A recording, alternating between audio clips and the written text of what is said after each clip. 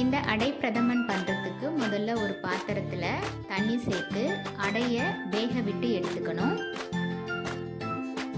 1 cup அளவுக்கு அடை சேர்த்துருக்கேன். இது நல்லா கொதி வந்ததும் தனியாக ஃபில்டர் பண்ணி எடுத்துக்கலாம். இப்போ இன்னொரு பாத்திரத்தில் 1 கப் அளவுக்கு வெல்லம் சேர்த்துருக்கேன். வெல்லம் கரையறதுக்காக கொஞ்சமாக தண்ணி சேர்த்து ஒரு 5 மினிட்ஸ் லோ ஃப்ளேமில் வச்சுக்கலாம். வெல்லம் ஓரளவுக்கு கரைஞ்சதும் அதை தனியாக எடுத்து அதில் இருக்கிற டஸ்ட் எல்லாம் ஃபில்டர் பண்ணி எடுத்துக்கலாம்.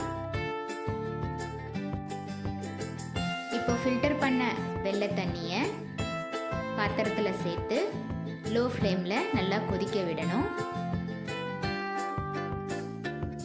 ஓரளவுக்கு வெல்லம் கொதி வந்து திக்கானதும் ஆல்ரெடி ஃபில்டர் பண்ணி வச்சுருக்க அடையை இது கூட சேர்த்து நல்லா மிக்ஸ் பண்ணிக்கணும். அடை சேர்த்து நல்லா திக்கானதும் தேங்காய் பால் சேர்த்து நல்லா கொதிக்க விடணும்.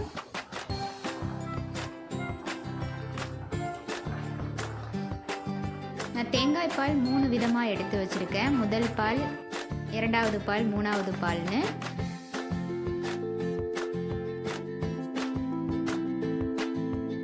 இந்த அடை பிரதமன் கொஞ்சம் திக்காக ஆக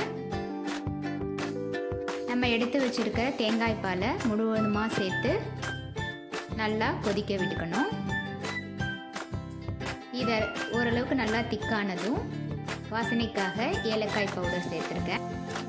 அடுத்து ஒரு சின்ன கடாயில் 2 டீஸ்பூன் அளவுக்கு நெய் சேர்த்து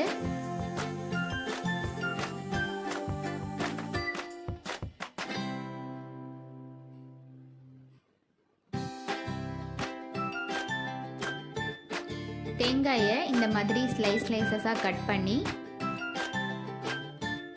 ஃப்ரை பண்ணிக்கலாம். கூடவே கேஷ்யூ நட்ஸையும் போட்டு ஃப்ரை பண்ணியிருக்கேன்.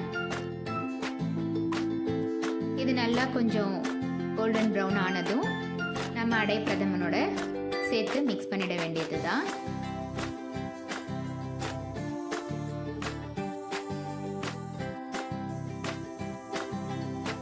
ரொம்பவே டேஸ்டியான அடை பிரதமன் ரெடி ஆயிடுச்சு. ஓணம் ஸ்பெஷல் ரெசிபியான அடை பிரதமனை நீங்களும் ட்ரை பண்ணி பார்த்துட்டு எப்படி இருக்குது அப்படிங்கிறத கமெண்ட்ஸில் போஸ்ட் பண்ணுங்கள். கண்டிப்பாக இந்த வீடியோ உங்களுக்கு இன்ட்ரெஸ்டிங்காகவும் யூஸ்ஃபுல்லாகவும் இருந்திருக்கும்னு நினைக்கிறேன். வீடியோவை ஸ்கிப் பண்ணாமல் லாஸ்ட் வரைக்கும் பார்த்ததுக்கு ரொம்ப தேங்க்ஸ்.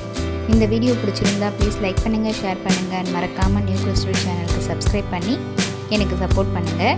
நெக்ஸ்ட்டு ஒரு இன்ட்ரெஸ்டிங் அண்ட் யூஸ்ஃபுல்லான வீடியோவோட உங்களை மீட் பண்ணுறேன். Till then bye from new crystals. Be safe and be healthy. Thanks for watching.